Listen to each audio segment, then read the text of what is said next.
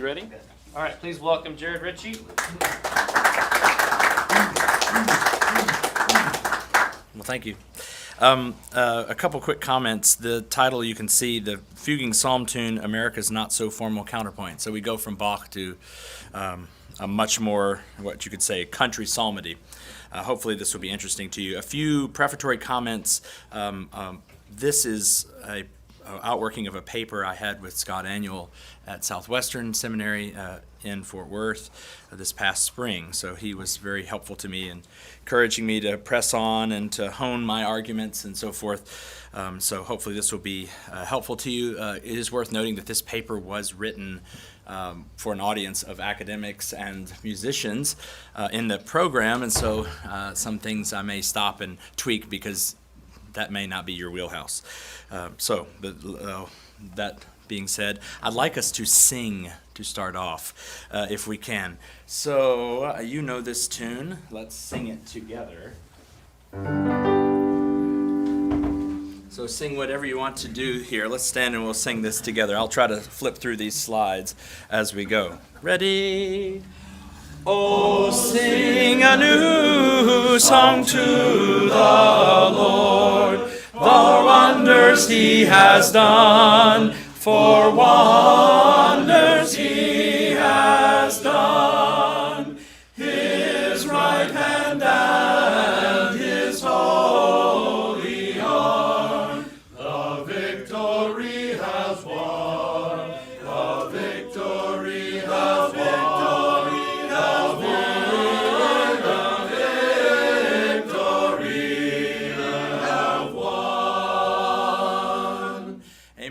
You may be seated.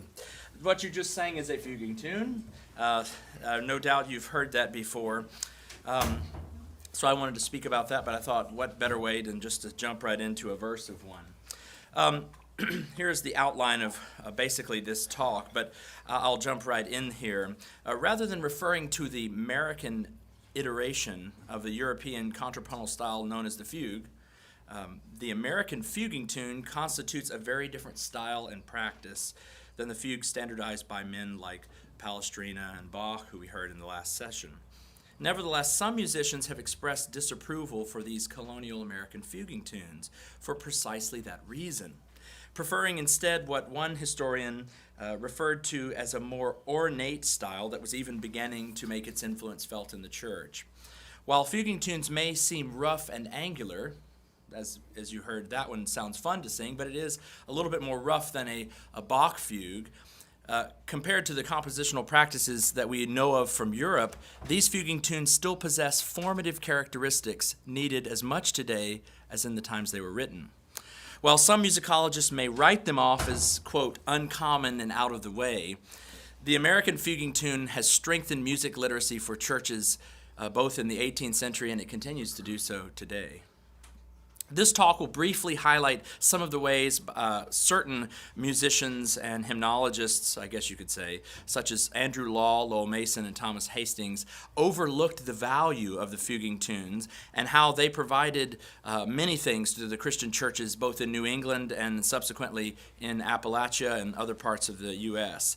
in the earliest days, and how this song form continues to provide important lessons for us today. Music historians, I want to argue, overly criticize the 18th century fuging tune for its perceived primitive construction and rustic performance practice. However, the fuging tune has the, I would like to say, the unique ability to combat rationalistic tendencies. I hope to develop that a little bit later or to discuss it at the end. It also is able to reinforce the corporate aspects of worship, something that most people don't care about.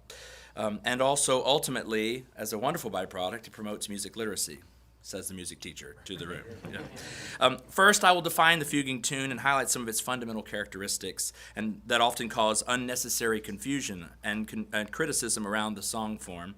Second, I will highlight some of these principal criticisms brought by the aforementioned Andrew Law, Thomas Hastings, and Lowell Mason surrounding the fuging tunes of primarily the chief fuging tune composer, William Billings, who you know. Third, I'll answer some of these criticisms and argue that the fuging tune had and continues to have a helpful place in shaping our worship and worldview. So, you know a fugue. You know this fugue. What a glorious fugue it is. Not uncommon to us. This is not the fugue we're studying, right? This is not Bach, right? And so that's helpful to keep that in your mind. Don't be confused. The fugue we're going to talk about is vocal, what we sang. So they do share the same title, but we will hopefully draw some clear distinctions there. Strictly speaking, the fugue is not an American invention. Like America itself, the fugue has its roots in England, and historical research in this area primarily draws from three men that I have found, scholars Nicholas Temperley, Irving Lowens, and Richard Crawford, as they seek to trace the origins and essential characteristics of the fuging tune song form. Their detailed work highlights how the fuging tune arose in England and expanded in New England during the 18th century. As we look at the English development with the growth of singing by note as opposed to singing by rote, if you're not familiar, there was a time in the late 17th century where churches began to, instead of lining out the song or deaconing it out, you would have this push to read music, to be able to read and with understanding, and this was called singing by note as opposed to singing by rote, or it was also known as regular singing. And with this note singing instead of rote singing became more elaborate psalm settings. The fuging tune was believed the last stage of this evolution of metric psalmody in Europe, or in England, I should say. But this country psalmody, as Nicholas Temperley calls it, developed in these Anglican rural parishes across the English countryside. And one definition you could say for a fuging tune, if you're wondering what is the elusive definition of a fuging tune, if it's not the piece you played, would be that it has at least one polyphonic phrase where voices enter successively, giving rise to overlap of text. Temperley notes that before this time, singing had been congregational, monophonic, or heterophonic, and in most churches unaccompanied. Many of these rural churches did not have instruments or professional musicians available to them, and without professional musicians leading in these churches, music understanding and performance deteriorated, and traveling singing masters filled this void of musical leadership. If you look back, if we can get there, whoop, I didn't mean to go that way. Oh, I don't know if this is doing. Let's get back there. Notice what we saw here. What I said there.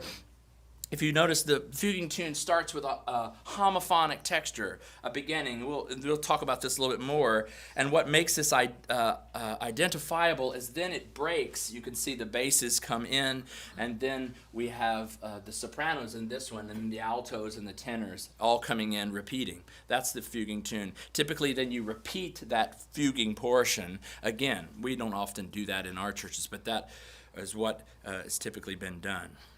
These singing masters used to line out, but you can't line out a fuging tune in the same way unless you have four of yourself, multiple personalities, or whatever someone else is lining out. So it kind of was prohibitive in that way. But they would line out the tune before this time for the choir and for the congregation, providing the only way many choirs and congregations could even sing together. Pastors saw a devotional opportunity here and a need that they could fill, and so they started these religious societies, and one of those religious societies are what we would call the singing schools. And singing schools would pop up where you'd have these itinerant singing masters. They would go around teaching the psalms of their own composition or maybe just their own compilation. And as a result, the fuging tunes grew in large number in England in this time. And singing masters and tune books and singing schools would only just exponentially increase when it came over across the pond to America. The American fuging tune, it's believed, likely made its first appearance in the 1780s, and like its English predecessor, it often featured an open homophonic or block chord-like section to begin, which we saw here, and Irving Lowens says that a fresh start is then made in which each individual voice makes its entrance in succession, the order varying according to the inclination of the composer. Let's see here. The second second section, which he calls the fugue, and he spells that differently. In the classical fugue that you see, this is the conventional spelling, but a lot of these guys, Irving Lowens being the first ones of these, I believe in the 1950s, which really started to use this to further draw the distinction between these two. This being vocal and hymn or psalm, metrical psalm, and this being, instrumental and European as we know it.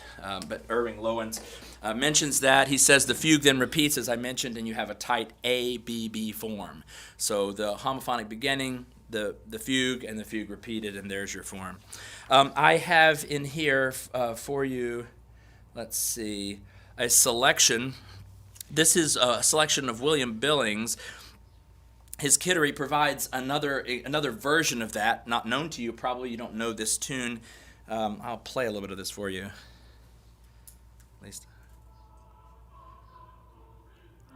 Oh, you know what? This should be over here.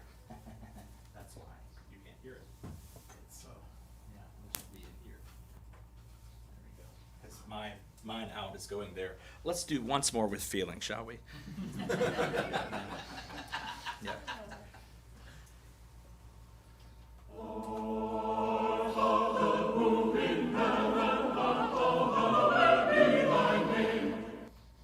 Yes, and then the next slide picks up the fugue. Thy kingdom come, thy will be done, thy will is from the west side. I don't have the rest of the music.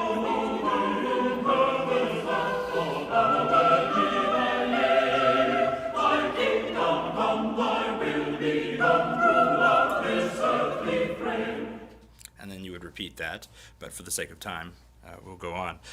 This composition by Billings, tune is called Kittery, provides a prototypical example of the fuging tune for us, just like the opening one, the Psalm 95 or 98a we sang. It begins with the homophonic phrase and then gives way to a polyphonic overlapping section where the bass voices lead, followed by tenors, sopranos, and then altos. Similarly, Billings and other composers compose fuging anthems where the parts are more independent and less strophic in layout, you could say. One scholar, George Pullen Jackson, illustrates the unique qualities present in a fugue, or a fuging psalm tune, when he says, this is one of my favorite quotes, I wish I could have shortened it down, so you just have to bear with me. It says, in the fuging tune, all the parts start together and proceed in rhythmic and harmonic unity, usually for the space of 4 measures or one musical sentence. The end of this sentence marks a cessation, a complete melodic close.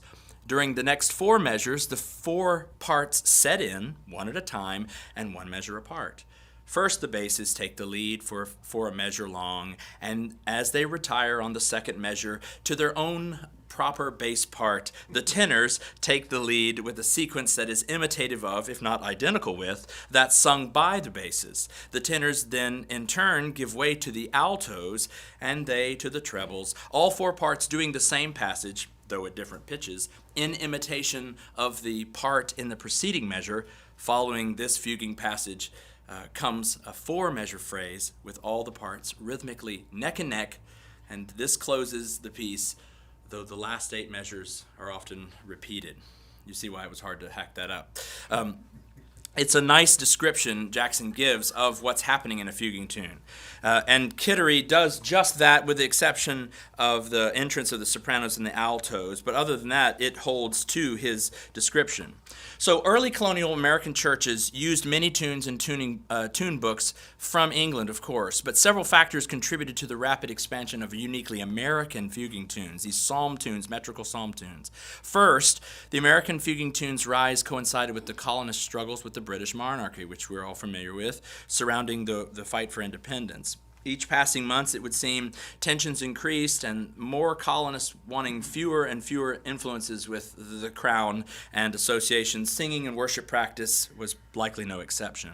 Second, the singing school movement's very business model, if you know anything about this, that these itinerant singing masters would profit most when teaching psalm tunes from their own tune books.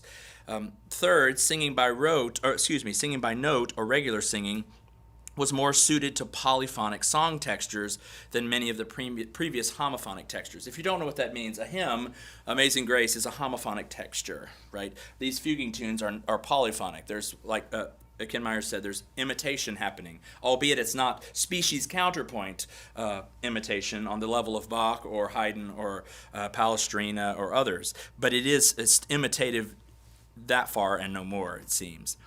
So the fuguing tune was unable to be lined out, as I mentioned earlier, or taught by rote. It's too difficult to do it, and so it really lent itself for a music literacy in that way. All these factors contributed to the adoption and the expansion of the tune in America. Here's where some ambiguity and unnecessary confusion I find comes in. One of the chief things that bothers people I discovered in my research is that the fuguing tune's very name, it's the very thing that causes consternation, because its origins are not, as I said, in the former counterpoint style and practice of Palestrina or Sebastian Bach. Instead, its name merely sought to communicate that a fuguing tune was imitative with voices interacting independently for some length during the psalm composition. Nevertheless, one scholar as recent as the 1940s, this is my favorite, still erroneously claimed that, here's his quote, the fuguing tune as written by the New England composers in William Billings' day was only a pitiful imitation of that part of the fugue known as the exposition. Irving Lowens goes on to clarify that an examination of the etymology of the term fuguing tune displays its pedigree, a shortened version of the term fuguing psalm tune.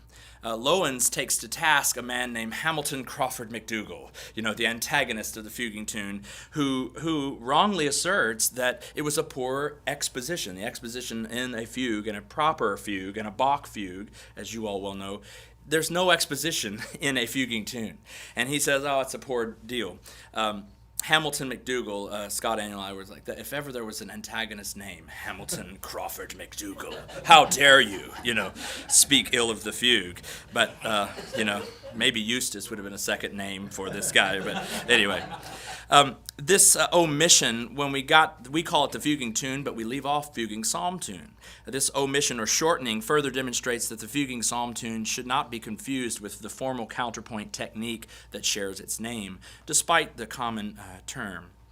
Moreover, the fuguing tune is a metrical composition that prioritizes text over tune. If you walk away with thinking about the fuguing tune, it's text, not tune. It is written by people who are concerned about singing text, not about having the various proper parts of species counterpoint. Counterpoint, as I said, it will be harmonic and melodic in its interaction, even rhythmic, but the text being carried is the sole desire and focus of these hymn writers, these metrical psalm writers, and the tunes that they wrote for these. So, William Billings, he's the father of American choral music, depending on who you ask. He's definitely a lion's share of the fuguing tune composition in the States. If you want to understand it, you've got to look at him and the majority of his compositions. Billings became the most prominent target of criticisms of the fuguing tune because, for a number of reasons. One being his lack of formal training. Two, because he had such a substantial amount of fuguing tunes that he wrote. And three, the affinity he had for what I call an American revolutionary aesthetic. All these things just tied these guys in knots that would come later. Talking about the first of that, Billings had very little training. He was obviously not a Paris Conservatory graduate. He was no European trainee. But his story is emblematic, I want to argue, of the larger story of America. The criticisms that were brought by later composers undervalue, if not ignore, the historical context in which he wrote. Billings was 14 years old when his father passed away. His formal education would have likely ceased, and subsequently he took on tannery as a trade. So after this point, any musical training he might have received would have likely come from reading the front of tune books and singing schools in the Boston area where he grew up.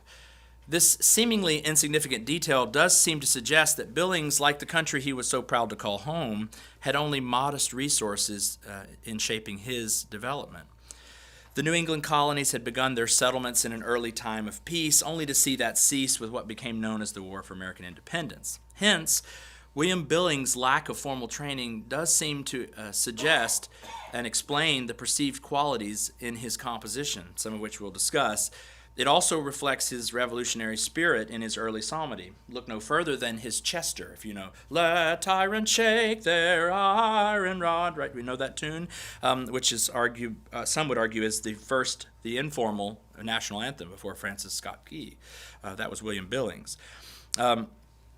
Billings' compositional output did seem to mirror the spirit of 76, as it were, in a couple of different ways. First, the singing masters in Billings' time indeed preferred the use of their own tunes and tune books for the sales potential it afforded them. It was doubly true with Billings. While Billings did not strictly invent the Fuging tune, his vast compositional output has led scholars like Edwin Pierce even to assert that Billings' compositions give him claim to the ownership of the style. He states, "Of course, the use of polyphony, of various sorts of canon and free imitation, and the full-fledged vocal fugue itself were and had been for centuries commonplaces in anthems, masses, oratorios, choruses, and motets. But apparently no one before Billings seems to have thought of weaving them into one concise, rhythmically and metrically bounded form of a hymn tune for ordinary congregational singing." Pierce and others gathered styles and compositional patterns precisely because Billings had enough compositional output than anybody that came before him and likely after him, as far as I've been able to see. Scholar Richard Crawford estimates that there were roughly a dozen American-composed psalm tunes before 1770. The lion's share of what they were using they brought over from England. He states that Billings increased that figure tenfold. Second, Billings' music was widespread and closely connected to the revolutionary cause, as I mentioned. One thing of interest is Paul Revere engraved the frontispiece of his first edition of his tune book, The New England Psalm Singer. And it is even said that Billings was close friends with Samuel Adams. So he was right in the middle of this chaotic time in the American War for Independence.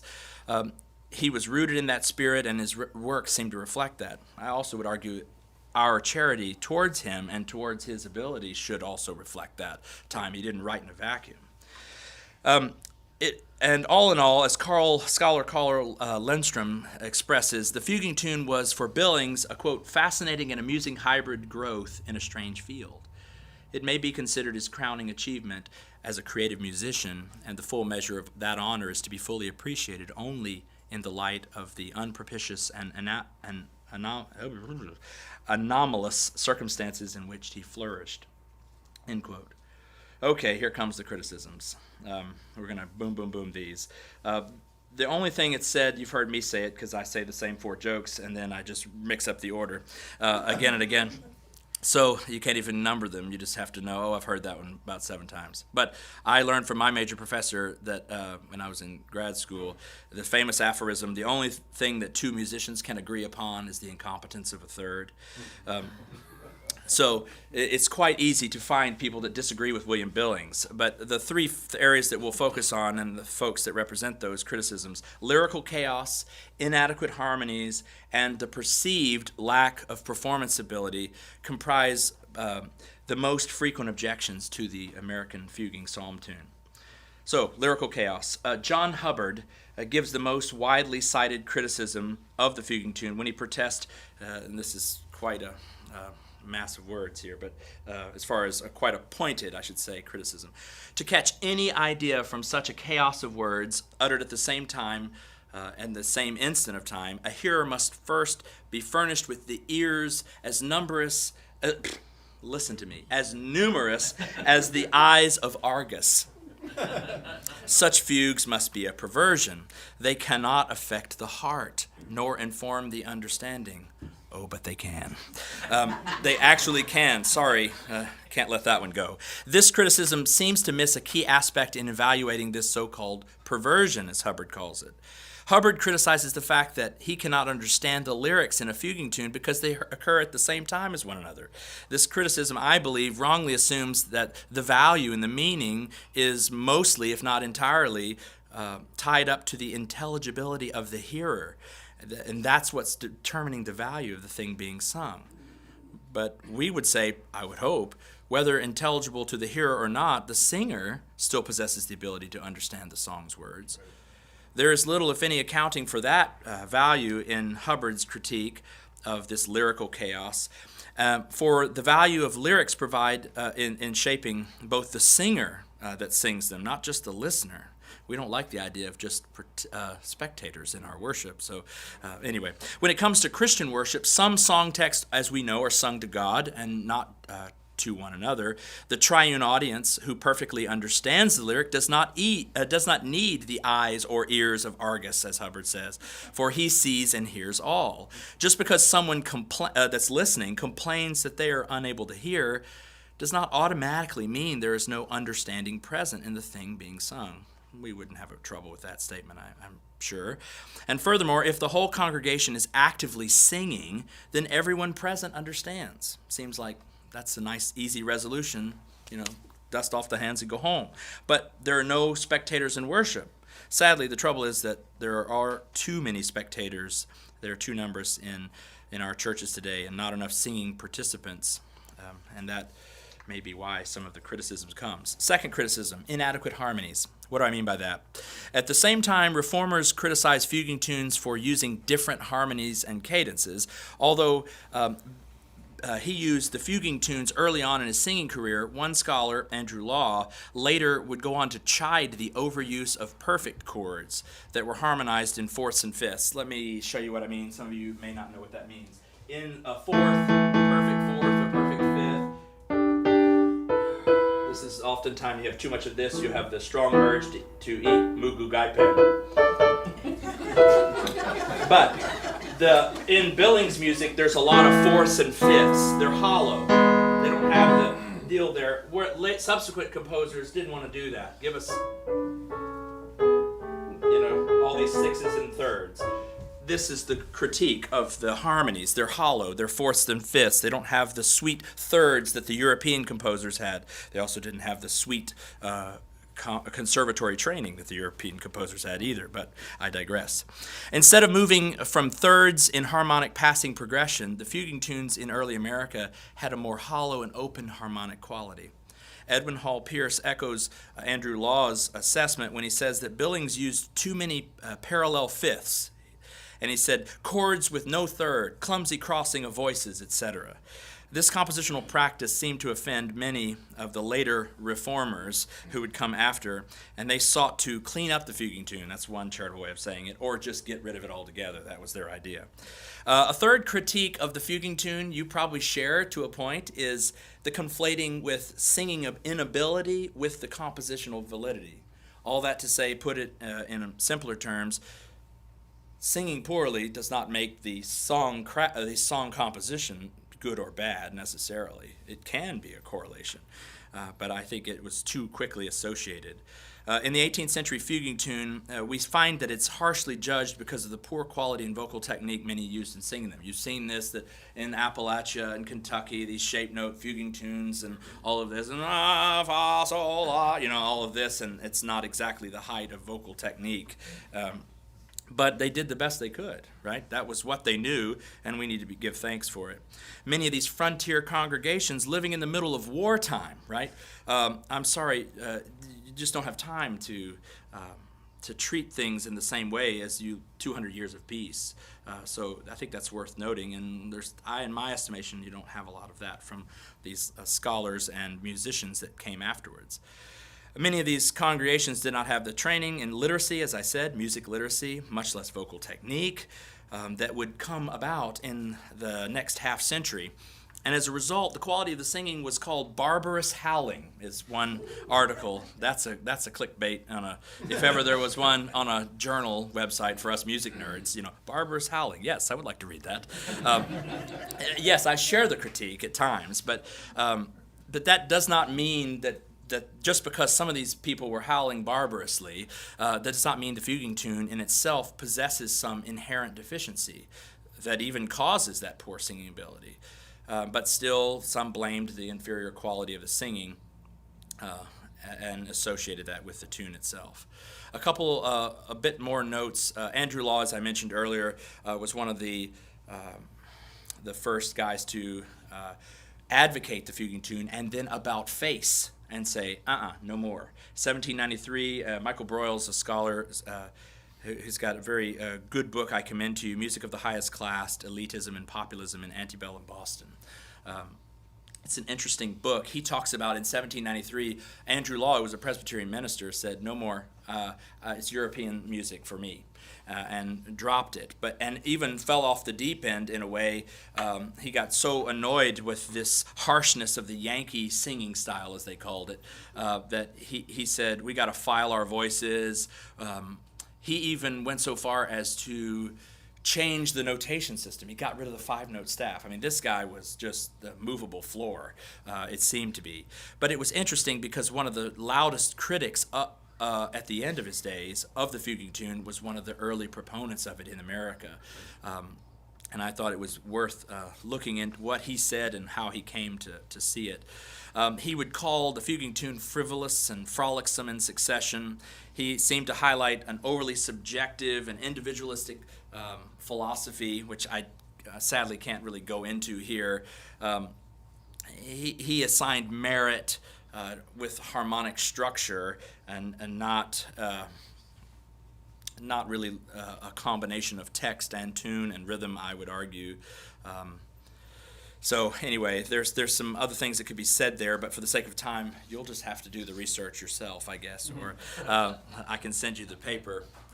You can see more of the trajectory.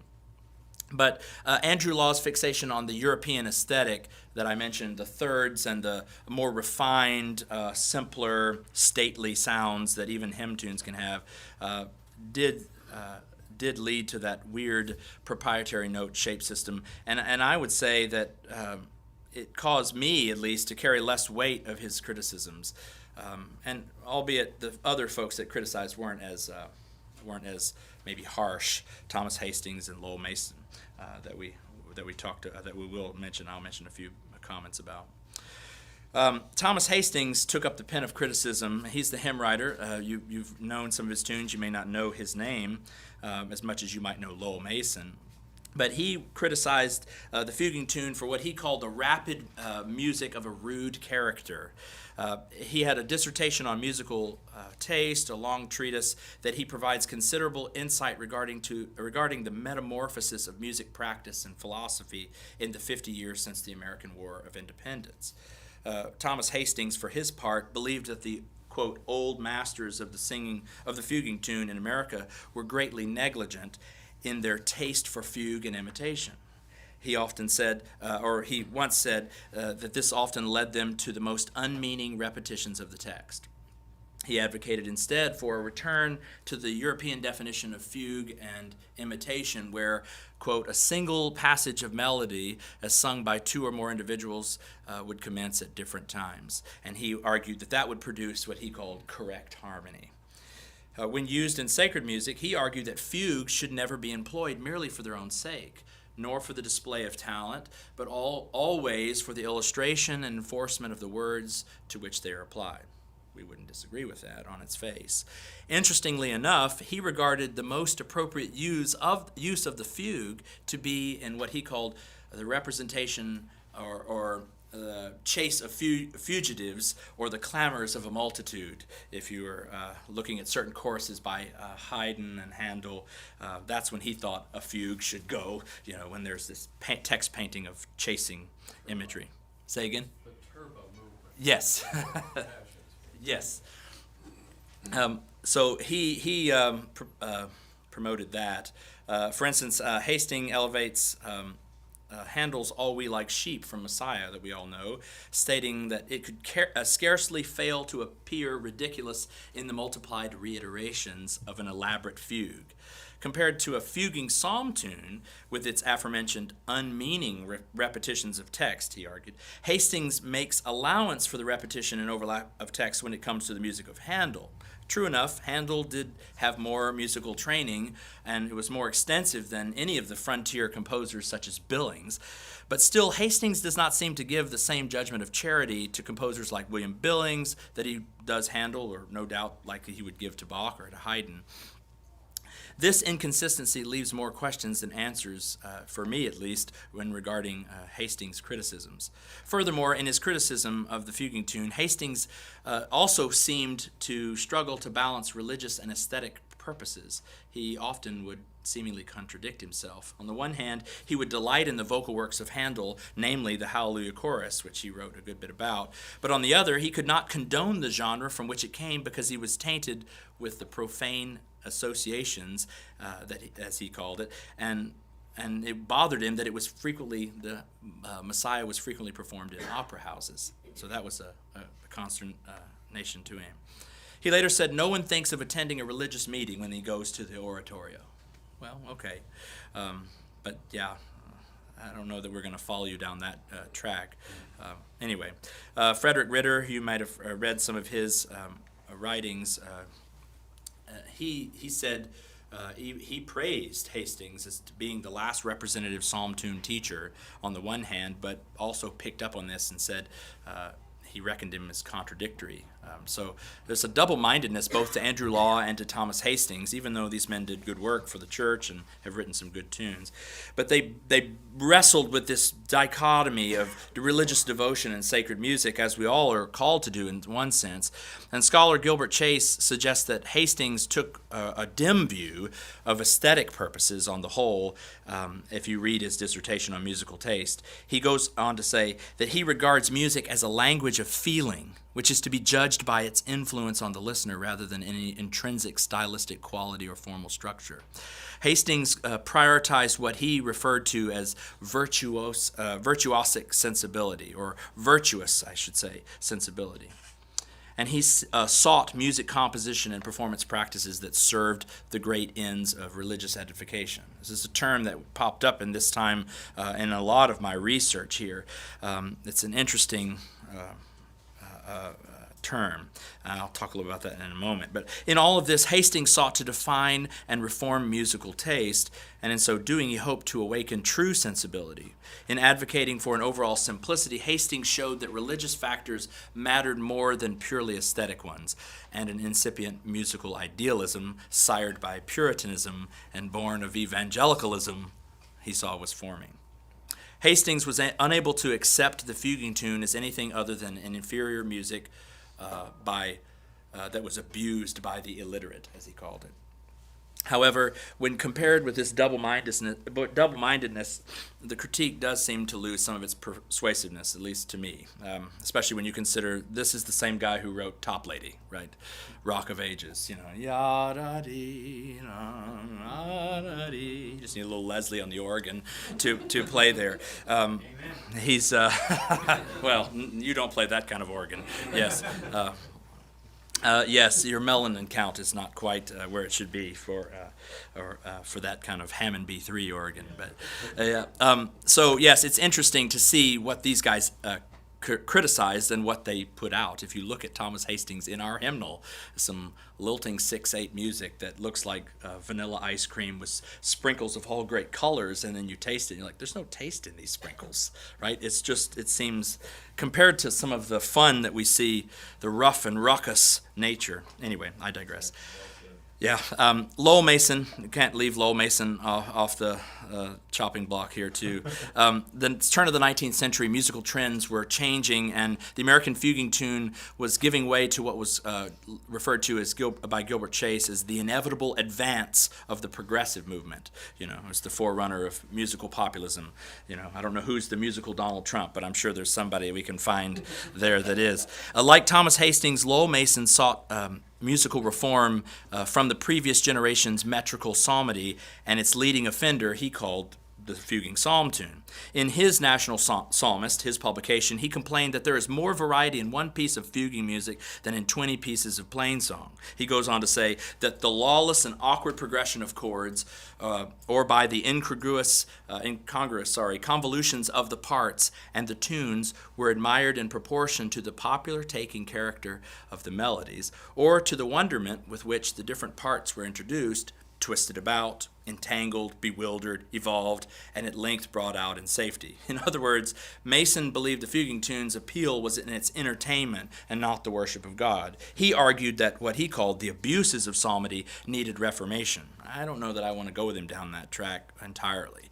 Oliver Holden, his forerunner and colleague, echoed this when he said similar sentiments. Fuging music in general is badly calculated for divine worship because, as another gentleman says, Samuel Holyoake, another man at the same time, parts falling in one after the other, each conveying a different idea, confound sense, and render the performance a mere jargon of words. To which I want to say, hello, have you ever listened to Bach?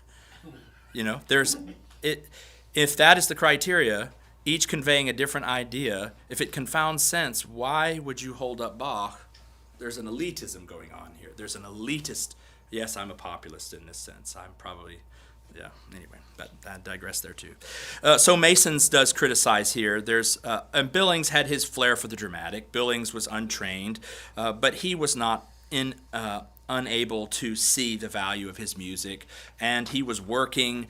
He was a product of his time, a time which we, I think, are similarly in. That's not to say that some of the criticisms that were raised by Law and Hastings and Mason should be ignored entirely. There, of course, is a place for the hearing and understanding of the word preached and sung in the church's service, no doubt. Their issues arise when philosophy separates hearing and understanding from the whole formative work that singing and hearing provide in worship. It seems to be that there's a breaking apart, both the singing and the hearing. There's an overemphasis, an out-of-balance approach to the hearing of the words, but the participatory quality of our worship should resolve that perceived problem for us. But sadly, it didn't seem to be as much in these guys' writings. Finally, and most importantly, the Fuging tune was an outward-focused expression rather than an inward one. I think that's something very worth camping out on and dwelling. Richard Crawford asserts that in the singing of the 18th century Fuging tune was primarily directed towards the ear of God instead of man's ear. Yeah, even though you are singing to one another, as the Ephesians and Colossians say, there is a toward the ear of God. He concludes that the reform of early 19th century New England psalmody, the stuff of Mason and Hastings and these guys, partakes of a wholly different spirit. For it was concerned and centered not on praise, it would seem, but on, as I mentioned earlier, edification. A different thing. Rather than God, its main recipients were the people who worshiped God. What were their impressions? How did it speak to them? It seemed a bit out of balance. And ultimately, this difference in orientation accounts for how and why the Fuging tune is either loved or loathed. The objections that Law and Hubbard and others suggest make note the fact that the church service must understand and meditate on the song lyrics if the right worship is going to be perceived as happening. Okay, that may or may not be the case, depending on the week, depending on the age of the person in the room. There's a lot of room to be to make some nuancing for sure. The Fuging tune's florid and overlapping text layering makes it harder for the hearer to hear and ascertain what is a no doubt busy text. There's a lot of things happening. In any case, if the audience is not merely the person hearing the singing, but also the performer and ultimately the triune God who sits in the heavens, then homophonic hymn texture and lyrics and music need not be the ultimate singing goal of worship. We can have a very broad and diverse styles, and the Fuging tune has a place. A few counterpoints here to close. The Fuging tune arose in a time and division between those who advocated for regular singing and rote singing or singing from memory. And there was this, the vernacular has taken over, the clergy have lost control, as Richard Crawford and Michael Broyles say. But even still, the Fuging tune has provided some great lessons for the church, and it's still ready to do so today. So hopefully this will be an encouragement to you. First, the Fuging tune provides a worthwhile challenge to provided a worthwhile challenge to those churches that were in rural congregations seeking to learn and sing God's word as best they could. church leaders could more easily line out older psalmody, than they could do with a fuging tune. However, the fuging tune created a stir in singing from the average parishioner in America's growing frontier congregations. The fuging tune facilitated the rise of the itinerant singing master, more than would have been possible with simple homophonic song settings. I think, as Ken mentioned, there is a desire for polyphony and fugue. If God is the chief musician, and all of the cosmos, in a sense, is a cosmic fugue or a cosmic symphony, it's no wonder that we would want to sing polyphony when we can, even if it's rustic and Yankee singing in style, than just singing a nice Rock of Ages, right? Top Lady Hastings tune. I'm being uncharitable to Hastings. He did some good work. Second, that's worth mentioning, that the fuging tune spurred on churches to learn to sing with greater literacy. Second, the fuging tune as a song form provides, I want to argue, a microcosm of what the church is doing when they worship and work. Think about a fuging tune. Not everybody's egalitarian, doing everything at the same time. You've got the basses doing this, the tenors doing that, the altos, the sopranos. It comes together, it paints a picture. You can't sing a fuging tune by yourself. Right. It's not individualistic, it's corporate. And that's a metaphor, an example that's helpful to build into the DNA without even having to highlight it too often. Also, even though it was poorly sung by some, the fuging tune skillfully illustrates this object lesson for us, that life is not uniform, it's not egalitarian. Instead, our life and our worship is unified by the one who holds all things together. If you're listening and relying on your faculties, life seems like a cacophony. But our Heavenly Father, the sounds of this life are a cosmic symphony woven together by a masterful composer who uses every harsh sound and dissonance to layer and style his grand composition. I think in some ways they're not accounting charitably for these rough themes of the fuging tune in the 1700s. These later composers are not speaking with charity and gratitude and understanding enough, in my estimation. So I want to praise the fuging tune. While much of the critiques of the fuging tune relate to its compositional and performance components, or perceived lack thereof, some biblical principles should not only temper the criticisms, but give support to the fuging tune. First, the New Testament clearly states that faith comes by hearing, as we know in Romans 10. Hearing is, it would seem, Peter Lightheart can correct me, it seems the most critical sense when it comes to gospel work.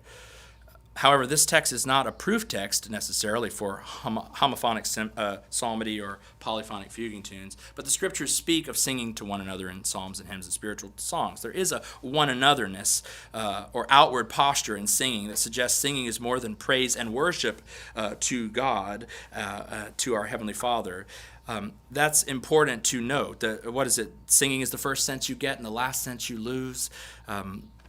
It seems important to give the hearing, I like to say in music education and in all of life, it's hearing, doing, then understanding. It's not understanding, then doing. Your kids don't understand what a past participle is, right? They hear you use a past participle in sentence. They hear you use the word befuddled, and they don't know what that means, but they say it to their siblings, right? They didn't understand it first. They heard it. They did it. Understanding comes later. I digress. Second, meaning does not come only through lyrics. Ken Myers can give a treatise on this. John Hodges, we know the meaning is not just in the text, but the text needs to text paint. It needs to carry along by the music. It needs to amen, as it were, the music. Billings still was able to do this, believe it or not. He was able to do this with some of his compositions, even with his backwoods, country, rude character psalmody training. In his famous Easter anthem, which is a fuging anthem, not a fuging tune. This is where you push your glasses up. It's a nerdy distinction that I will not belabor here. But look at just the simple text painting that even he is able to possess without a European training. Right? And did he rise, and did he rise, and did he rise, right? In the climax of that Corinthians telling of the Easter anthem. Wonderful setting. Our kids love to sing this. It's very fun. It's doable. It has those rustic fourths and fifths. It's a lot of fun, but he did this, and he wasn't the only one. Timothy Swan in his rainbow setting, "'Tis by thy strength," and "Tempest cease to roar." You see the basses hold that out, and it just fades away to nothing. It's a very interesting text painting. It's not life-changing. He doesn't make the sign of the cross and the Kreutzer motif that Bach does in the Bach 4, right? But he didn't have the training that Bach did. So that's worth noting. Lastly, of this, thankfulness and not despising the day of small beginnings seems to be missing in much of the criticism of the American Fuging tune, I would argue. While some may see the Fuging tune as a mercenary activity designed to entertain more than to worship, it is still rooted in the practice of singing the psalms, albeit the metrical psalms. Fine.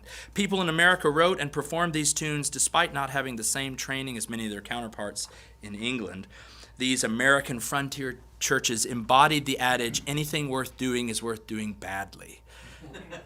And that doesn't mean strive for the subpar, but instead it means one should strive for excellence, skill, and understanding. But in the meantime, give thanks where you are, don't be complacent, and move on to go from humble beginnings and move from glory to glory.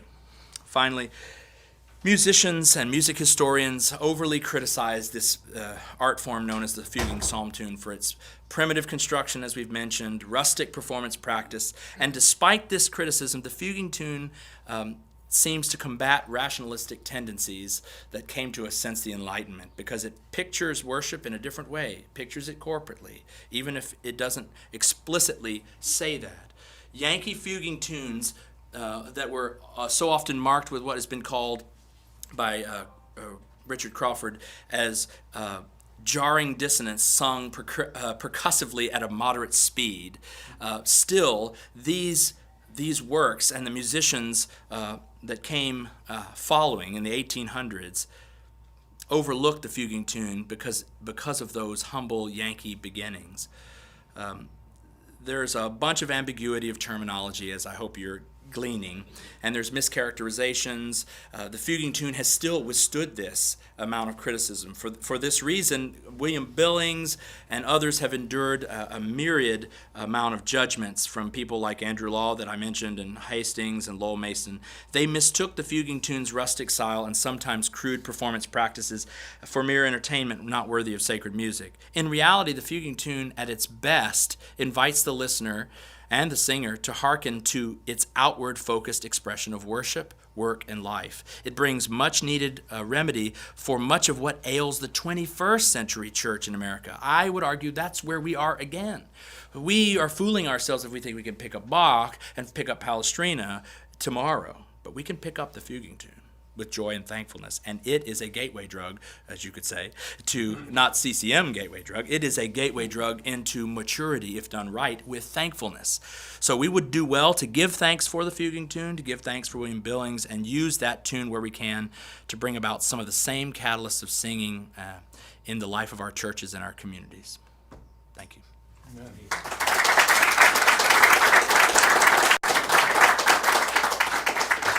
We need to stop maybe 30 seconds. Something was crazy.